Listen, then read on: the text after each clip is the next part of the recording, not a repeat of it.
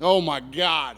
So this is the first time we've been doing this for, we're in our 6th season, trending worldwide for the first time ever.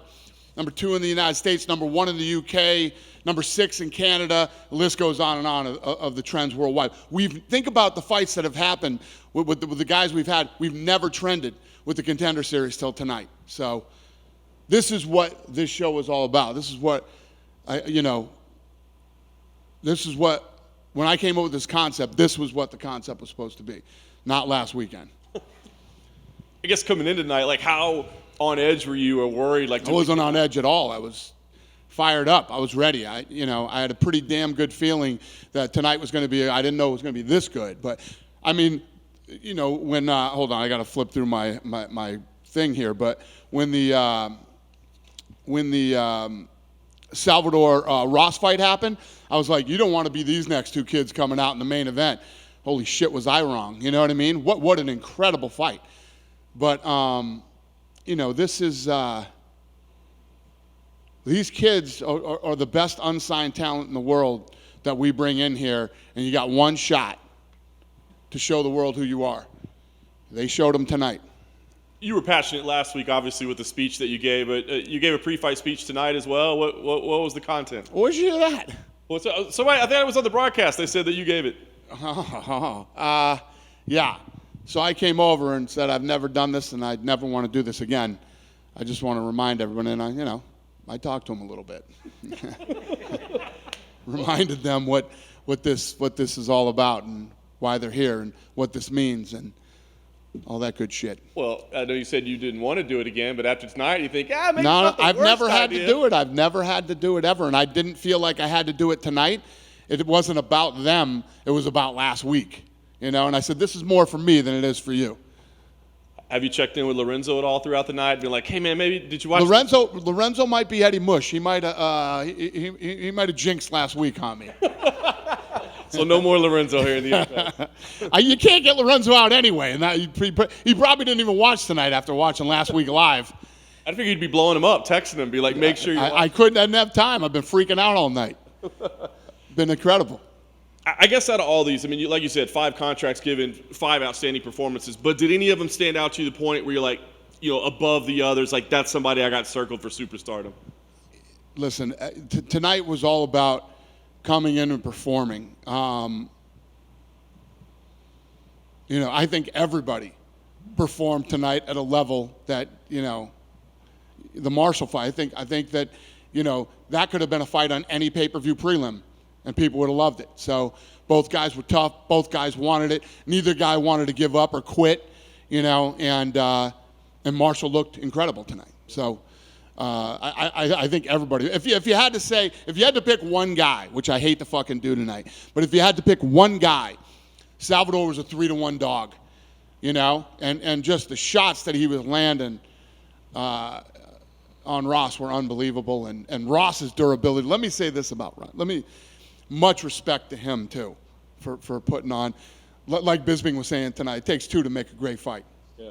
You entered the cage after the Vinicius Salvador fight. I freaked out. I was freaking out. I said, I have to go in there and tell both these kids how awesome that was. And, I've never done that before either. As far as I know, I haven't. We didn't think you had either. Yeah. I thought it was the first time. Yeah.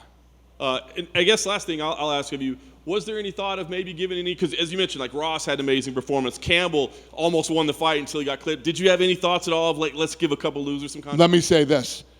Those kids that fought tonight are right there. None of them should be, disgusted with their performance or upset. They're right there. These guys pick up a couple more wins. They'll probably get the call. I know that both Mick and Sean loved Ross. So, you know what I mean? You never know. The thing about coming here is not only do you get incredible experience here, but you get to show everybody, like I said, you show everybody who you are, even in losing. Dana, do you think one of the coolest things about tonight was maybe in 3 fights, the Billy Goff fight, the Salvador fight, the main event, you saw guys who were hurt manage to survive and get themselves back into the fight. And even with Salvador, he was putting the pressure on, and then the opponent comes back. We sometimes see guys gas out when their opponent doesn't go away, but he stayed in there, still, slipping stuff. Do you think Which is what I thought was going to happen. I thought that Ross's chin was so nasty that Salvador was going to gas out and then end up getting hurt himself. But man, that kid 3-1 dog, didn't listen to the odds makers, came in here and showed the world who he is. And power at flyweight as well. We don't usually see 100%. He's got a 100% finish rate. Awesome. 100% finish rate. For you guys to be trending, do you think that's like the modern version of Forrest versus Bonner? Yeah, I do. I think that it had a lot to do with last week and how bad last week was. And, I don't know if you guys noticed at the fight, but Joe Pyfer was taking pictures and signing autographs, and people knew who Joe Pyfer was in Dallas, Texas at the fight this weekend. So I think that last week was so shockingly, unbelievably bad that people were interested to see what was going to happen this week. You mentioned at the beginning of this kind of what I'm about to say now, but do you think when you have a night like tonight, the fights like tonight, in the format you have it, quick, fast-paced action, that it shows MMA has you don't have to have a UFC pay-per-view, you can have a different way of consuming this content? Guys, you know this to be true. If you are a fight fan, you are out of your fucking mind if you're not watching the Contender Series on Tuesday night. If you are a degenerate gambler, you are out of your mind not to watch. You had a guy, when you put on boxing fights, the guy who's 1,000-to-1 odds, the guy who's the favorite to win always wins, right? A 3-to-1 dog won tonight. I mean, anything can happen in these fights, and usually do. They're exciting, they're fun, they're fast-paced, there's no bullshit, there's no filler or fluff in the middle, man. We just roll right through great fights, and if you're a fight fan or a gambler, this is the show to watch on Tuesday nights. I actually think you had 3 underdogs win tonight, so that would say, yeah. Yeah, and the other kid was an underdog too. This kid, Smotrishki, in the first fight, he was plus 125, and he was winning that fight in the beginning. So you never know, man. I just want to ask you one thing about outside this. This Thursday, you've got a boxer, Callum Walsh, boxing. Yeah. Curious how you took an interest in him and what exactly about him is exciting enough for you to even bother with boxing at this point. So I met him through Tom Loeffler and Freddie Roach. And I like the kid. I like him personally. I like his style. He's 3-0 with 3 knockouts. And Loeffler puts on these unbelievable fights in L.A. It's sold out already. This fight's sold out on Fight Pass on Thursday night. And the last time I went, the matchmaking is excellent. That's why we did a deal with these guys and put them on Fight Pass. The matchmaking is excellent. The crowd is packed with real boxing fans. And, I'm having fun just doing this. This is just fun for me. We see it with this show as well, right? Is matchmaking the secret sauce to putting on a great promotion? It's everything.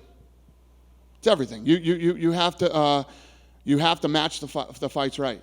Yes.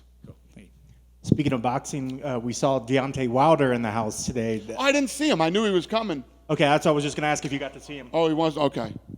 I'm going to go talk to him right now. Yes. Okay, I was going to say, I don't know what, you just found out he was training, or you guys, is this one of those guys, I know you always keep your hands in boxing. Is this a guy that anytime you get a chance to talk to these high-level boxers, you try to bring him in here and show the facilities and just... No, I think Deontay Wilder's training here for his fight. And he's here at training here at the Apex, and I knew he was coming tonight. I just didn't see him yet. I guess he's waiting for me right now. So, yeah, I mean, Deontay Wilder's a tough dude, man. He's fun to watch fight, and, yeah, I like him. I respect him. And I might have misheard. I thought I heard somebody was saying something like Waldo Cortez Acosta, or somebody was maybe calling out or saying he had hands. What do you think about when some of these UFC fighters are trying to call out a legit guy like Wilder? I don't like it at all.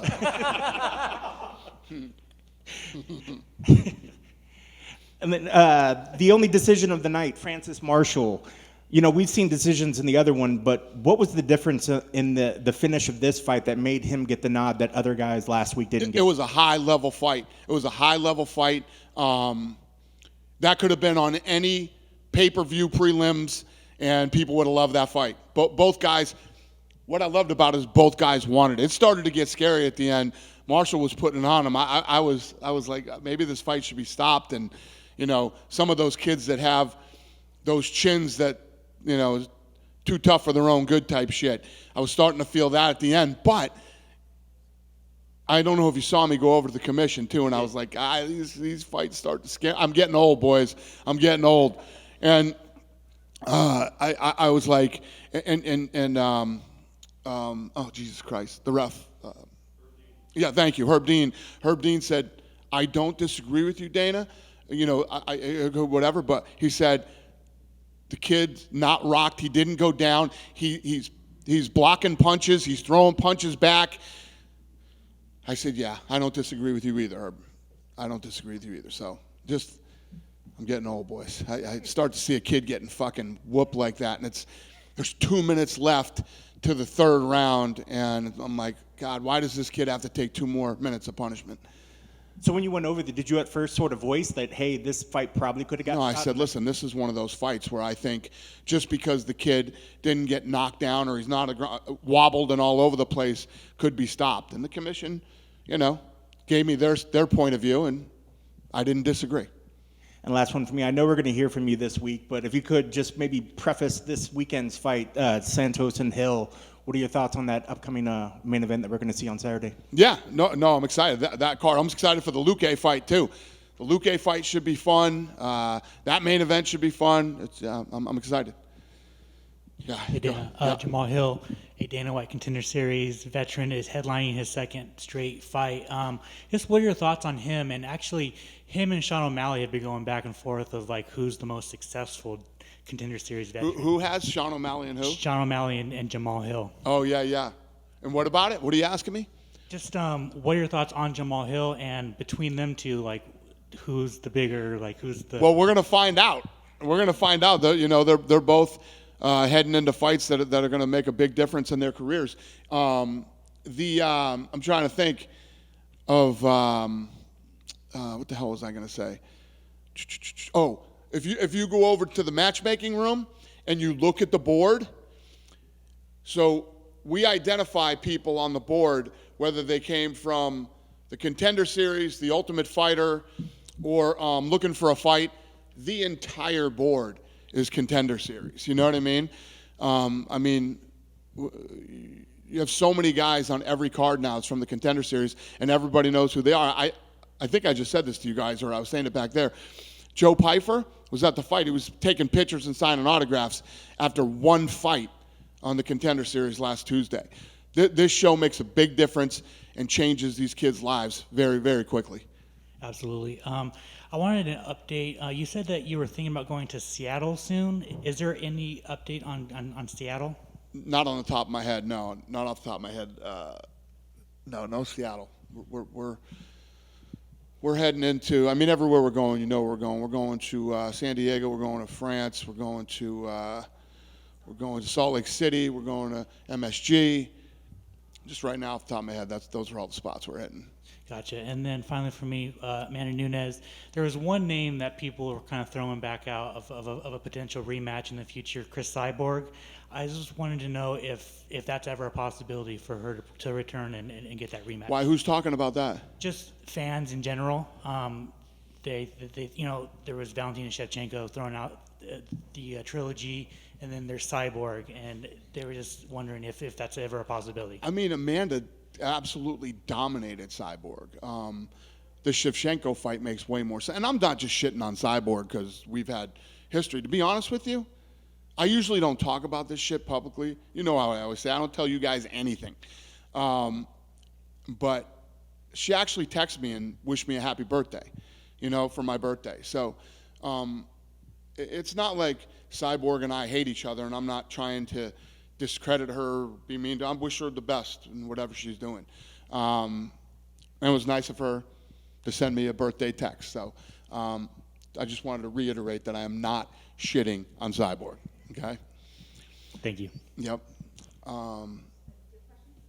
Yeah. Just a quick one. Thanks again for an awesome night, Dana. How big is just Brandon Moreno getting that interim title? And it's crazy how a guy who didn't win the Ultimate Fighter, rallied back, got the wins, got back in that octagon, is now just your biggest Mexican star, period. Yeah, no, not Mexican. He's one of the biggest stars that we have. He's one of the biggest stars on the roster. When we do signings with Brandon Moreno, he's one of the most popular fighters in the company. And obviously, the way, again, he's your typical, durable, badass Mexican fighter. See him come out with the headband like Julio Cesar Chavez the other day, and what does he do? He comes out with the Julio Cesar Chavez headband and then finishes the fight with a body shot. Yeah. You ever think of that? Yeah, you didn't think of that, did you? That's pretty fucking awesome, to be honest with you. And do you take if there is a quadrilogy, the fourth, do you go to Brazil or do you keep that in the States? We could do it wherever. Wherever we end up, we end up. We could do that fight in Alaska. That's going to be a big fight. People are going to want to see it. It's just you could watch those guys fight 10 times. No doubt. Thank you, sir. Congrats. And it's very rare. It doesn't happen often. Good? Oh, thank you. So, Anthony Smith, we were doing the press conference on Saturday, and somebody asked me how he's doing. I asked, he did break his leg. His leg was broken. They ended up finding the fracture in his leg. I guess it was in a weird place, hard to find. He was sitting there questioning himself like, what the hell is wrong with me? I feel like my leg is broken. I know my body and all this stuff. But I just wanted to tell you guys that because sometimes it makes him look like, oh, he's trying to get out of the fight and he's claiming he broke his leg. The way that I looked at it was he got kicked so fucking hard that he thought his leg was broken. You know what I mean? Which you can imagine happening too. But he legitimately has a bad break in his leg that is going to need surgery. So I just wanted to, for him, I wanted to put that out there because I was the one that said it wasn't broken. Cool? Thank you, boys.